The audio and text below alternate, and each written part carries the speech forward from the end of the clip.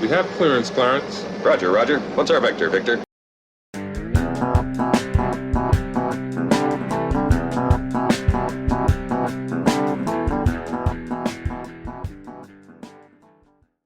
Hey, everybody. Welcome to episode 4 of So There I Was. It's how every great aviation tale begins. The title of this show is I Should Have Been Thrown in Jail 35 years ago. Was that you, Fig? It was not me. It was Sinbad.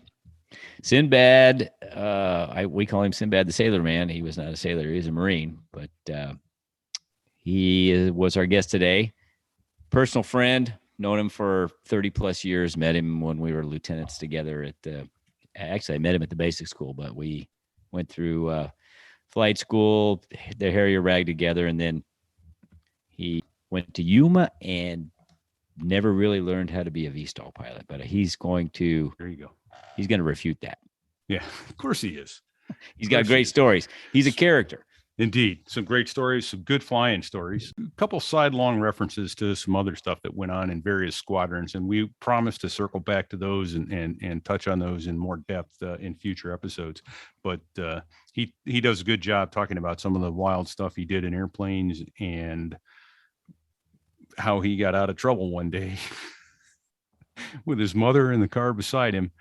Because he was a Harrier pilot 35 years prior. So that's a good story. Yeah, that's a good story. A good story. So everybody up, and Fig's dog is calling him to dinner. So, and Fig dog is another story for another day. So we got to tell the Fig dog story. We will someday. We got to tell a Fig dog story sooner or later. Might as well let it out sooner. Yeah, but this is just the intro, so not now. So everybody sit back and join the show. I should have been thrown in jail 35 years ago. Episode 4 of So There I Was. Thanks for listening.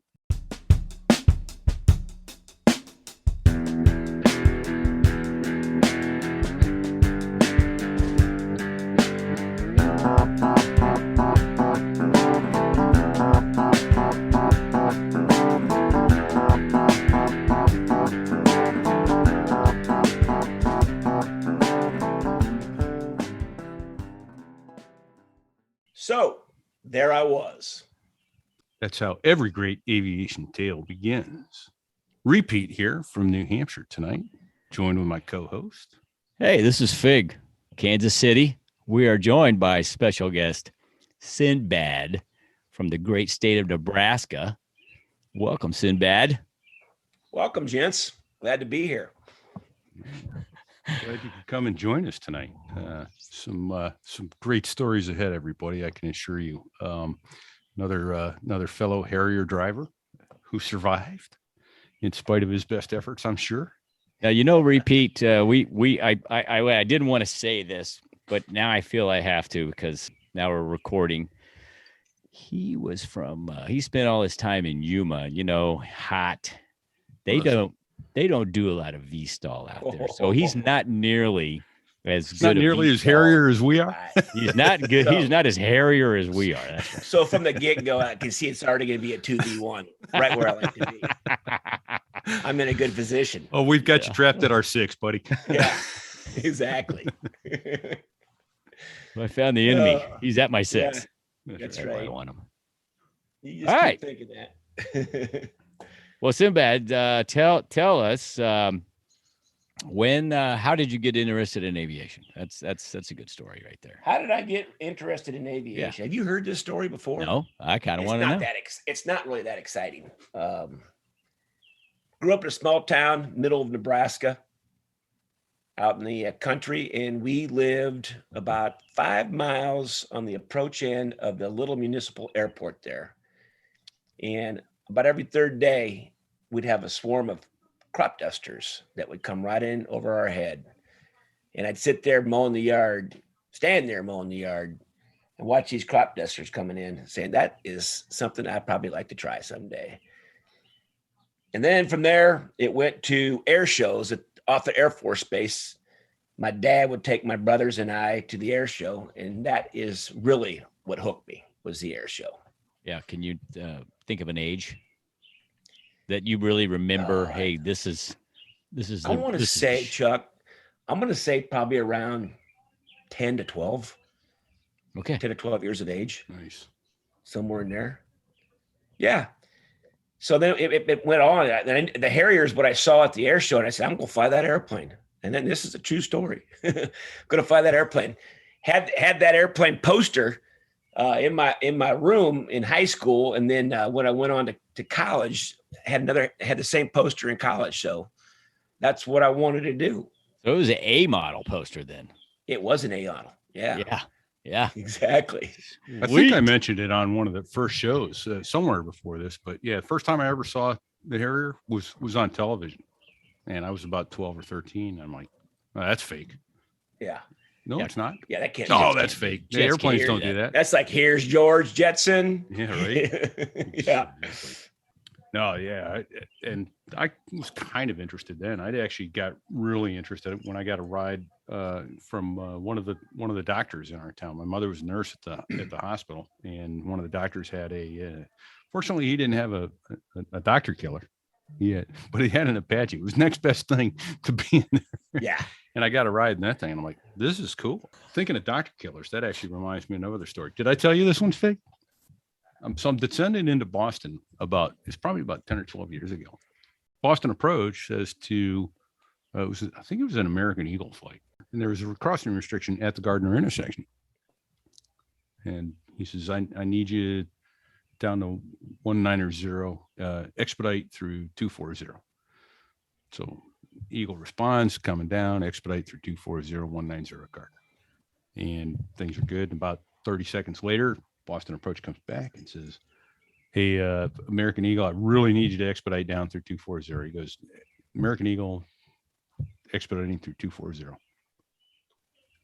Third time he calls him, he goes, American Eagle, I need you down faster, sir. Guy responds, I'm coming out of the sky like a dock in a bonanza. I can't give you no more. And there was silence on the radio. It was like, every guys were like, someone came on and goes, oh, that's harsh. That's serious. Yeah. That's a serious descent right there. Yeah. Like a dock in a bonanza. Yeah. Yeah. Well, all right. Well, I'm dying to hear some stories. I've heard multiple stories from you over the years. Truth in Lending Clause. You and I are great friends, and we talk almost daily. But getting you nailed down for an interview you're kind of slippery. You've been a little slippery. I am. I'm not good at this stuff. So right out of the gate, if you don't mind, Repeat, I kind of wanted to tell this story that I heard when we were at the reunion about the competition that you guys had. I think it was the lieutenants in your squadron. Yeah. Is that right? That's company correct. Grade officers. Okay. Yeah. So you guys have pumped, right? You floated out and we were out in the middle of the Indian Ocean, and we were out there for more than 30 days. I think we just had our deck picnic that we had, but we started getting real bored. All we did was sleep, eat, and fly around the ship, and that was it. So us lieutenants decided to put a little more excitement into it. We came up with this idea: who could fly the highest and the fastest in the Harrier? So lucky me, I was the first one to launch. It was my day to go.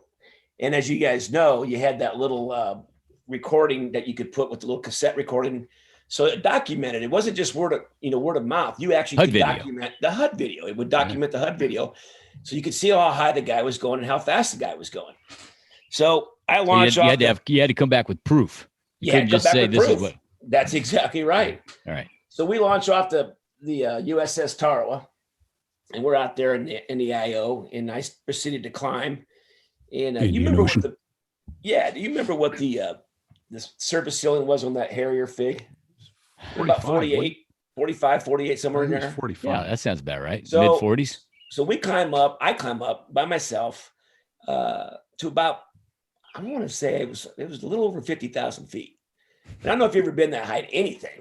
Yeah. But when you get up over 45, you guys probably have it. You can start seeing the curvature of the earth. Oh yeah. And the sky's not blue anymore. Dark. Yeah, it's blue, and you can see it's round. You can see the curvature around like that. Size up there. And the Harrier doesn't perform very well at altitude like that. No. It's like being on a tip of a pin. It just kind of, you're doing a balancing act up there. Of course, I'm 25 years old and 9 foot tall and bulletproof. So I get up there and I say, okay, this is high enough. Yeah, now it's going to be hard to beat this. I'm a little over 50,000 feet. Now I'm going to push it over and see how fast we could go. So as you guys know, NATOP's limited Harrier was transonic, which means just because of its fat wing and big intakes, you just couldn't get to go supersonic. You know, well, the NATOP's manual said 1.0 Mach or 550 knots indicated was the maximum airspeed. Yeah. That was the limit. That was the limit. And I can tell you why that's the limit. So as we push this thing over, as I push this aircraft over from 50,000 feet and I'm headed towards the carrier below me, the aircraft starts getting faster and faster, and I'm seeing 0.7, 0.8, 0.9. And I get to about 25, 30,000 feet, and I'm doing right at 1.0, and the aircraft starts to shudder, and the nose starts to tip underneath, and it got my attention to the point where I'm like, this is it. Tuck. Yeah, that's exactly what it's called. I just got into mock tuck, and I started to pull that stick back in my leg. I didn't have much further to go, and I was all the way back into my lap, and the aircraft was not reacting. Nothing happening at all. So now I'm just screaming towards the water, and I'm thinking, shit, how am I going to get out of this? So I reach over, thought about the nozzles. I'm like, great idea. Idle nozzles. And I started ratcheting the nozzles in. And sure enough, the nose started to come up, ratcheting it, 5-10 degrees at a time. And I level off at about 2,000 foot over the water. And I was just in a cold sweat. Hey, when you started down, were you at full power or did you go idle? Oh yeah. No, I was at full power. Yeah, boy. That's what I'm talking about. I wanted to see Mach 2 in this sucker if I could get it there. I was a test pilot, baby. Yeah. Yeah, not good. Not good. It scared the living daylights out of me. I had enough energy to get back to the ship, and I corralled the rest of the lieutenants and said, get to the ready room right now. And I put that tape in. I said, boys, you're not going to believe this, but please, I win the competition right here. Anybody that tries to beat me is going to kill themselves because I damn near did the same. I killed myself. And I showed it. And I was the only one that tried it. No one else was that good. You win. It was done deal. Yeah, right. Exactly. You don't need to blow your own damn canopy open too. Remember? I think yes. Yeah. I think I still have that tape. I got to find it. It's in. Oh, that'd be good. Well, that tape. I'd like to see it's that 5-inch tape or whatever the hell it was. It was like a brick iPhone type size tape. You can get it. You can get it converted. Military 1/4 inch or whatever. Yeah. But so the stupid tricks of what you do as a lieutenant out on shipboard ops, right? Yeah. That reminds me of two things. So I mentioned the canopy coming open, and we had a bunch of issues back in the day about the canopy coming open. And then they drilled these little portholes in there and then drew stripes on them. And you had to check and make sure that your canopy was closed and latched. The hook was over the little bolt. The little bolt to make sure it was closed, but they were still coming open. And I got in a circular argument with the McDonnell Douglas tech rep, whose name was Dave. He's like, well, the pilots just aren't closing the canopy. I'm like, okay. Is that right? All right, Dave. That sounds good. McDonnell Douglas makes some Hornet too, right? Yeah. How many Hornet canopies come open, Dave? Well, none. So, Dave, you telling me they put all the stupid pilots in the Harrier and the smart pilots in the Hornet that remember to close their canopy? No, Pete, it's a different system. That's my point, Dave. It's the system. It's not the pilots. No. Pete, the pilots are forgetting to close the canopy and make sure it's latched. Okay, Dave. Let me ask, how many Hornet pilots have had their canopy come open? Well, none. It's a different system. Voila. He would not get that. Yeah, Dave, it's the system. The pilots aren't forgetting to latch the canopy, dude. We know that if that thing comes open halfway, that was the problem. It wasn't if your canopy blew off. Hey, that's fine. You can go. One side would come open. One side would come open, you just lost your ejection option. And oh, by the way, you probably foughted your engine, and now you're going to die. So, that was nasty stuff. But the other one was the Lieutenant Protective Society. Fig, do you remember the lieutenants at 231? Remember their prank? That's the word I'm looking for. My goodness. Help me out because it had to do with donuts. Yes, thank you. We got to find someone in 231 that can tell that story to its fullness. But do you remember? I got a guy for you. Oh, do you? Good. Shiny. You know, Shiny will know. Yep. Shiny. Shiny Yeah. and I know Shiny knows. He was probably in the middle of all because Oh, he probably was. He Yeah. was a fraternity brother of mine in college, and Yep. we Yeah. did the same. We did the same thing to a sorority. Yep. And I Swear to can God. attest that I did the same thing in college. I mean, I heard my fraternity did the same thing. Exactly. I heard right? they- Yeah, exactly. I don't know for sure. Well, we'll get that on a future episode then, but I can assure you that A, it's hilarious. B, it has to do with breakfast pastries, and C, male And genitalia. genitalia.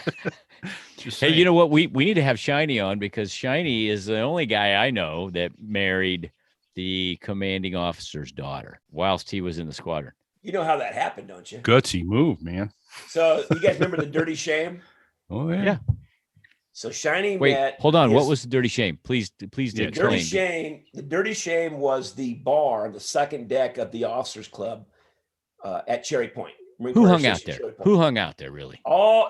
Everybody hung out there back in the day. Well, it was pilots. The pilots, yes, Yeah. exactly. Yeah. The pilots and their wives Well, and a string of girls Oddly that were enough, after. as a Hawk missile battery platoon commander and executive officer, the Hawkers went there too. I mean, it was mostly company grade. Occasionally, then the opsos and a CO would dip in and out, and occasionally the commanding general would show up. Yeah. You didn't see too many silver oak leafs or No. No. Once you got the squadron commanders, they'd come, they'd have their beer and they'd blast. But the squadron commander's daughters would show up. Oh, yes. Ah. The story of Shiny. Oh yeah. How he Okay, met his we'll let wife. him tell that. You'll let him tell the story. Yeah. Well, in fact, I was on an A4 training command cross country as a student, and we went to the Dirty Shame. I was there the last night strippers were ever in the Dirty Shame. Oh yeah. Is that right? Yes. Huh. There's a guy that didn't fly with him. I was in Hawk missiles with him. Let's just say that to this day, when Rich and I talk to each other on the phone, we usually open with, when someone answers the phone and sees who it is, you answer the phone and you say, sausages. It's a snack. It's a sausage. Oh yeah. And they were amazing talent that night. But okay, way too much angular reference here. Let's get back into some of the fun stuff that we got to do in the airplanes and out. So you finished the RAG in mid to late 90, and then you promptly found yourself out in Yuma, as Fig said earlier. Yeah. So That's right. So I actually did a drug deal. My initial orders were to stay on the East Coast, and we didn't want anything to do with that because we knew You would have been a much better VSTOL pilot had you stayed. Yeah, but we made the drug deal, the wife and I, and we went out to Marine Corps Air Station Yuma, and I was lucky enough to get hired by the most coveted Marine Corps attack squadron, both East Coast, West Coast, the world famous Wake Island Avengers, VMA 211, as a lieutenant. It was good. Hey, why are they world famous? and why are they the Wake Avengers? Yeah, Okay. talk about why they're the Wake Avengers. The answer to that, both those questions get answered with it's World War II. When the Wake Island Avengers defended Wake Island. So Wake Island, as you guys know, just a real quick story, was a real coveted spot for refueling. And the Japanese knew they needed to take that over in order for their question. And so what had happened was the Wake Island Avengers were on Wake Island, and we sent I think it was 6 airplanes to Wake, and the rest of them were actually shot down during Pearl Harbor. And then the 6 airplanes that remained were at Wake Island, and they defended that island for, I think, 18 days, 28 days. My history's a little bit off right there, but they had the first shoot down of a Japanese ship, and it was valiant. I mean, they just against all odds. Yeah. So that's what made them world famous, and that's what made them the Wake Island Avengers. Right. And I think ultimately they all succumbed to the Japanese after did. that 18 days. You're exactly right. They did. Every last one of them. So, Yeah, the Japanese took everybody on that island and did away with them. Yeah. All of them. Right. Yep. They were ruthless. At the time, they were VMF 211, and it was after the Wake Island incident that squadron became the Wake Island Avengers. That's right. Right. And that's what they were when I joined the squadron years later. Great story. It was an A4 event, right, to an AV-8A squadron, to an AV-8B squadron. And now they were one of the first West Coast squadrons to transition to F-35s.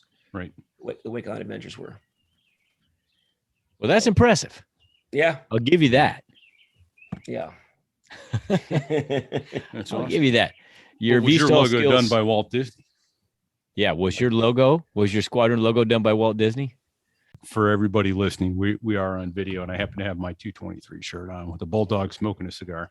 It was drawn by Walt Boxing Disney. gloves But by yeah. Walt Disney. I did not know that. Yeah. Yeah. That was kind of our Did claim not to know fame. One of our many. Yeah. So anyhow, it was a good squadron to be in, especially West Coast. So Sinbad, you probably have dozens of stories that you could say scared the shit out of you, made you laugh, things you'll never forget. You just need a trigger. Am I right? Yeah, I got one. Okay, let her rip. I got one. The only thing I'm going to preface this with the statute of limitations that went off. This was not me. I think it was a squadron mate, but I know the story very well. I've heard it many times, but nonetheless, this young aspiring Harrier attack pilot just got his brand new section qual, and he was going to take off from Marine Corps Air Station Yuma, Arizona, and fly Section to qual. Section qual is a section leader that two airplanes flying together. He's the one in charge. Yeah, you generally don't go anywhere alone when you go on a mission. You're always with You're at least always flight at of a minimum of flight of two. Flight of two, we call it a section. That's right. Flight of four was a division. That's correct. You know what you call a Marine Corps pilot with an IQ of 160? Me. Flight of four. Nice. Yeah. I hear that all the time from our Air Force guys who are really sad. Yeah. And kind of squishy most of the time. If you know what I mean? Oh yeah. Well, you just turn Sorry, that sorry to around on interrupt. them. They go, "What do you call an Air Force pilot with an IQ 100?" Flight of four. There you go. Yeah. All right. Sorry to interrupt. So Yeah. you're a No. section leader. You're a section Section lead leader. out of Yuma, or a section leader So I taking got off my out of Yuma. VSTOL qual, got my section lead qual. You VSTOL. know a section leader in this story. That's right. Yeah. And I know a section leader in the story. So the first opportunity and I'll just substitute me as we into it, so it makes it an ease of effort here. All right. We decided to go on a cross country, and we were going to. I picked another lieutenant. I was a brand new captain to go back to mid Nebraska to visit friends and family. Going to show off the Harrier, let him come walk around it, look at it, get some flight time, get some experience. Leave on a Friday and come back on a Sunday, get some flight time. So Hey, I got a quick question to ask you. Yes, sir. So when you're in your gun squadron, I know how it worked in ours. I'm assuming it was probably pretty similar. If you wanted to go on a cross country on the weekend, that was all you had to do is come up with a plan, sell it to the OPSO, and that basically gave you keys to the jet and you go. Is that right? That is correct. And so the government bought the fuel and you were on the hook for everything else. That's right. Okay, continue. Yeah. So we decided to go from Marine Corps Air Station Yuma to Tinker Air Force Base in Oklahoma City to get refueled. And then from Tinker Air Force Base in Oklahoma City up to Offutt Air Force Base. Actually, we changed our destination and we flew into Grand Island, Nebraska Municipal Airport. That was the plan. The plan in Tinker was to stop, get fuel, and go in and get the world famous Tinker Burger. I was You guys going to ever ask go if you through? got a Tinker Burger. Yes. Yeah. Don't go through Oklahoma City without getting a Tinker Burger. Nobody goes through Oklahoma City. Yeah, without getting a well Tinker known Burger. back in the day. Everybody went in there. Big juicy hamburgers for about $2 as they're fueling your airplane up. Strap back in and launch out. So we launched on the second segment. Everything up to this point in time was uneventful. And we're up at altitude, and we get to about mid Kansas. And I tell ATC we want to descend below 18,000 feet. And once we did that, I canceled IFR and we proceeded a VFR, the rest of the way to our destination of Grand Island, Nebraska Municipal Airport. Told my wingman to jump into a fighter wing about 0.3 off the right-hand side, and we proceeded to go low. And I knew that Minneapolis Center was the radar controlling that area. And once you got to a certain level, they couldn't see it anymore. So we dropped down. We dropped down to about 100 foot. So you were exercising tactical advantage. Tactical advantage. And practicing tactical low-level ingress. It is a skill set that you have to practice to be good at. That's right. So that's okay. What we just want to make sure you're not putting out the fact that you were doing something that we don't train to do. You weren't what they call not. You're flat. Exactly right. No, yes, you were trained. You were getting training. That's right. So we're traveling fairly fast. Whatever we can do with the throttles all the way in the corner, probably 650-ish and this is something. And we're moving along and he's asking me, how do I know where I'm going? Well, I grew up in the area, but we're traveling so fast. So I'm basically going from water tower to water tower and seeing all these little small towns that were all my relatives. And once you hit the south part of Nebraska, that Kansas-Nebraska border all the way up. So I just said, shut up, stay on my wing. So we proceed going, we're hauling ass. This is a Friday afternoon. Now, my dad, my old man, was playing in Friday afternoon golf club at the Aurora Municipal Golf Course, a town of about 2,000 people right in the middle of the state of Nebraska. And it's a big event. Everybody in that town, farmers, the local bankers, they are all part of the golf outing on Fridays. And I knew everybody was going to be out there. Now, he didn't know that I was coming. So we come from the south, and I tell my wingman just to hang on, and we are smoking, doing probably 100 foot, and we come right over the top of the golf course. Wait, when you say smoking, I need you to define smoking for me. We're going fast, Chuck. We're going fast. As fast as you probably want to go in that airplane at that altitude. 620. Yeah. Wait, was there any room between where the throttle goes forward and could it go forward anymore? That's all I need to know. No, there wasn't. And also on two different occasions, my wingman said, Sinbad, watch out for those telephone wires. I said, shut up. And we just pop right over the top of them, right over the top of them. So we get over that golf course and we time it just right. And we pitch it straight up to the vertical, right over the top of the golf course. And I look back over my shoulder as we pitch it up, and I see the golfers out of the golf course, and they're all waving their golf clubs at us. And then I see right north of the golf course, but another mile right outside town is where the farmland starts. And there's a guy by the name of Glade Snowberger, who's a cattle rancher that lives right north of town. He has maybe 100 head of cattle in a pen. And I look back, and those cattle are running in a circle, about a 30-foot circle, going about 20 miles an hour each. And I'm like, uh-oh, this is not right. I'm looking back and going, that's not good. Well, that wasn't enough. I'm getting a big kick out of this. So I tell my wingman on the ICS, we're going to do it one more time. So we circle back around. Reattack. It's a reattack. I want you to kill every golfer on the course. Check me if I'm wrong, Sandy, but if I kill all the golfers, they're going to lock me up and throw away the key. Reattack. And we did the same exact thing, pitched up, and then we flew over about another 10 minutes. It took to Grand Island Municipal Airport, and we landed.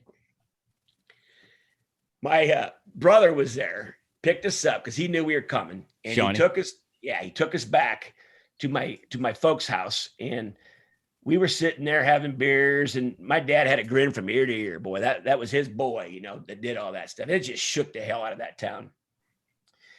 And his friends were showing up. A couple of the neighbors came over, and we're sitting there having beers. We're in our flight suit talking, and they were like, boy, that was something else. That was the loudest thing I've ever heard. And the guy that owned the local newspaper, the Aurora newspaper, was one of my dad's best friends. And his house was on the north side of the golf course. He shows up, and there's 3 or 4 of my dad's friends sitting there. And he looks at me and he goes, Steve, that was tremendous. He goes, but I've got a problem. I said, Butch, what's the problem? He goes, you shattered my shower door in my master bathroom. I said, what? He goes, The shower door No. on my shower in the master bathroom is showered from the noise, the joint noise coming over and the percussion of it. I said, oh, please. Now this guy is probably one of the wealthiest guys in town. Back then he was a millionaire, so had all kinds of money. And I said, Butch, please do not put any of this in the paper, especially that I did that. I didn't do it. Plausible deniability, right? Good luck on that one. So I know nobody had me on radar, but a shower door, and shower door. So I said I'd pay for it. He said, absolutely not. So there I was. That's my story. Now I got a caveat to that. You guys, this is the best part about the story.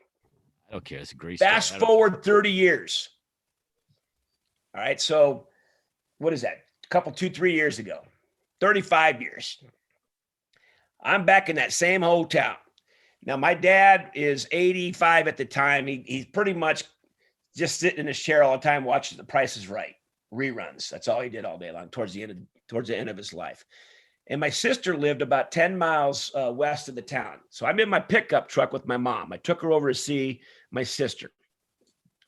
We visited with her, and about 20 minutes, 30 minutes later, Mom said it's time to get back home. So we get back out on Highway 34. We're traveling back, and it's a 65-mile-an-hour speed limit. As soon as I got on that highway, I looked at a car that was coming at me, and it was a state patrolman. As soon as I looked at my speedometer, I was doing 72. I looked at my mom and I said, he's going to pull me over. I deserve it. I'm going 72, but I know he's going to pull me over. Yeah. Sure as shit. We come to the merge. He passes me. He flips on his lights and he whips a UE and he's right behind me. I pull over on the side of the road. He gets out. He's an older gentleman. He's got a Smokey Bear on, and it's actually a state patrolman. A lot of them live in that area because it's central Nebraska, and they hub and spoke their way across. Yeah. He came up to my mom's side, and my mom is nervous at this time because I just got pulled over for speeding. So I rolled my window down and I handed my concealed carry permit card and my Nebraska driver's license. And he said, I'll be right back. And he walks back to the car, and my mom goes, you shouldn't have been speeding. I said, Mom, don't worry about it. I haven't had a ticket in 20 years. I was going 7 miles an hour, and they're really hard on that road. 7 miles an hour over, he's going to give me a ticket. After about 10 minutes, this state patrolman walks up on my side of the vehicle, and he taps on the window, and I roll the window down, and he said, are you that center boy that flew that Harrier over the town about 30 years ago? And I said, no. Who's asking, officer? And he said, well, that was real nice. He said, and he handed me my license and my concealed carry permit and a warning. And he said, slow it down. Woo! He went back to his cop car, and I look at my mother and I said, see, Mom, I just got out of a speeding ticket for something that I should have been thrown in jail for 35 years ago. It all paid off. Ain't that something? Isn't that something? Ain't that something? That's a true story. That's a good story. Yeah. That's a good story. So did you ever know? I mean, did you find out? Was that guy? So what I did find out. Was he from Aurora? Yep, he's from Aurora. And back in the day when I did that, he was a deputy county sheriff. So he was with the county sheriff's department, and he had worked his way over to the state department side. And I think he was just about ready to retire because he was older, but he remembered it. He was there. I mean, how could you not? My God. Oh, yeah. Yeah. So you were a training command instructor, I know, because I was there with you. And I want to know, when you got to the training command, you and I flew together a couple of times as, I was checking you out, so to speak, in the T-45. You got good training command story? Student scared you? Maybe a fellow instructor? Go ahead. I've got one, but you might be able probably to jog my memory a little bit on this one, because this flight actually was with you and me. And What? It was one of my initial T-45 inauguration flights, Hold on a second. familiarization flight. Wait, are you talking about I was doing a test flight and you say, hey, can I go with you? That might Was have it been that one? it. I think it was. So it was a maintenance check flight. Repeat. Okay. Maintenance check flight. He's he's not even checked in. He's basically checked in, but he hadn't started training yet. And he says, "Hey, can I go with you?" And I'm like, "Sure." It was an A card, which was the full profile, right? Oh yeah. Which And is a so post-maintenance check flight, right, Chuck? Post-maintenance check flight. Now, And wait, I hang had- on. I got to interject. You got to set the stage first. I had just come from a 1-year non-flying fact tour. So I hadn't flown hardly at all Right. up until this point in time. And you just wanted Oh, to get a yeah. little backseat time to kind of get Yes, me oriented. get my air sense going again. And he says, he asked if you go with me. And I said, absolutely. So repeat these A profiles usually took about an hour, 15, hour, 20 Yep. minutes to do. And I had it down to where I could get it done in about 50 minutes because I could combine multiple checks with one thing. Okay. Yeah. Now, was this the A4 or the T45? T45. Okay. All right, Sinbad. I don't want to steal your thunder. Go ahead. You're going to have to help steal the thunder because your memory's better on it. All I remember is that we started doing this this profile and we're getting most of it done. And most of the profile was pretty benign. But then you decide to fly out over the coast. Well, hold on a second. So I know what you're going to say. Yeah. And before, let me set this up. So repeat, you took it up to 40,000 feet. You jockeyed the throttle around to see if you could get the engine to cough. Yep. And then you did a high-speed dive to check the rigging, right? High-speed mock dive. And then you had to So then you said to yourself something like, I'm a lean, mean speed thingy. Exactly. Exactly. Yeah. And then you had to do a low-altitude high-speed rigging check. And you also were required to do an inverted FOD check and a negative G oil light check. So explain what an inverted FOD check is. So, we would, like I'm sure you did on all the profiles in the Harrier, at some point you rolled it inverted and you did 1G inverted. So anything that was not supposed to be pencils, chewing gum. Like quarters or nickels that might have been in the cockpit. They would go to the canopy and then you could pick them up and put them in your pocket or whatever, right? Yep. So basically you were just making sure there wasn't something in the cockpit that wasn't supposed to be there. Well, I would combine the negative G oil check. So or negative G. Yeah, it was a 15. The limit was you had to be the oil light shouldn't come on for 15 seconds inverted at negative 1G or negative 1G, basically level flight inverted. You had 15 seconds of flight before the oil light would come on. So you had to hold it there until the oil light came on and make sure it didn't come on before that. You needed 15 seconds. So I'd roll inverted, heck the clock. But I'd also do that. I combined that with a high-speed, low-altitude rigging check, right? So I'm going fast as the airplane would go. I'd roll it inverted. I'd hold it there until the light came on, and that also was the FOD check. So I'm doing this. I just happened to be doing this as we were coasting over the beach and going out over the Gulf of Mexico. Yeah, just happened to be there. Go. All right, so tell it from your perspective. Well, from my perspective, you would announce what you're doing, and it was all right not having to flown for a year or so, but I started to get a little bit of green around the gills, and he says he's going to do that. And so I'm like, hey, and Chuck's, he's doing his normal Chuck stuff. He's pulling G's and he's purposely doing aileron rolls. And now he's going to do this inverted FOD check. I'm like, okay, that can't be too bad. And after that, he said, we're going to go home and we're done. So he rolls this thing inverted and all the coins start falling, paper clips and pencils and pens, and we're picking them up. And he holds it there and the gills are starting to get real green right now. And I'm like, I'm not feeling good back here. We need to turn this thing upright and head on back. He's like, oh no, we got about 15 more seconds. I got to get this oil light to come on. This oil light comes on, we can roll it back upright. We'll get back going back home. And I said, enough of your fucking oil fucking thing. I'm going to kick your ass when we get on the fucking ground. He rolls it. Man. We get back. I couldn't have kicked my own ass. My legs were like jello when I got out of that cockpit. When we got back to Kingsville. It was not good. Yeah, but it set the tone for you, didn't it? Set the tone a little bit. Welcome right? to Kingsville. Welcome to Kingsville. Yeah. Anyhow, boys, I'm running short on time. Okay. Well, before you go, then let me ask this. Then we'll say our goodbyes. But did you guys shut down the engine in the T-45? No, for the test flight. Okay, yeah. For the test flight, yeah. No. No, we did. Remember, we did that in Harry, right? Did you do it on the Harry? No, I never was a postman. So Okay, you shut it down and relit Yeah, it? you'd shut it down and relight it. And I didn't do it, but in the T-Bird, there was a guy named Reckless, and he was flying. I remember that. I remember that guy. Reckless? So Reckless is flying the post-maintenance check flight. He's the maintenance officer at the RAG. And in his back seat, he's got one of the Italian pilots whose call sign was Doogie. And this guy looked like Neil Patrick Harris. Yeah. Doogie Howser, right? So Doogie's riding with Reckless, and Reckless says, okay, we're going to shut down the engine now. Doogie's question was, Reckless, you do know that we only have one engine, don't you? What are you, nuts? You shutting down your only good engine?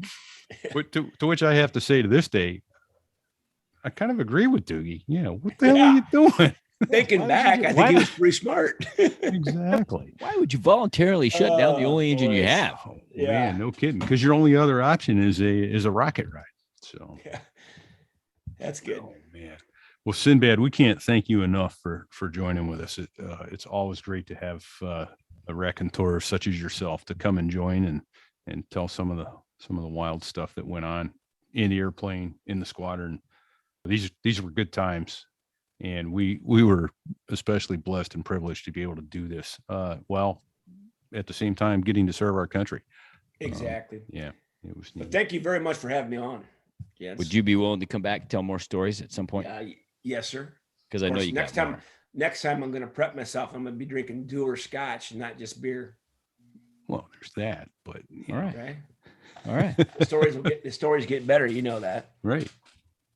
Well, thank you, gents. So, well, thanks so very much for coming with us. And so we'll wrap it up here, and we'll be back next week with another episode.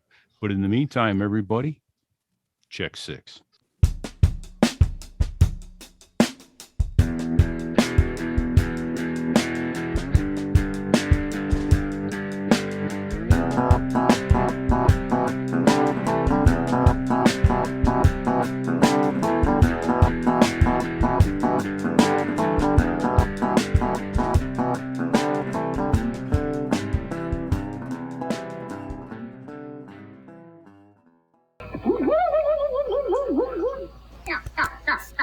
Oh,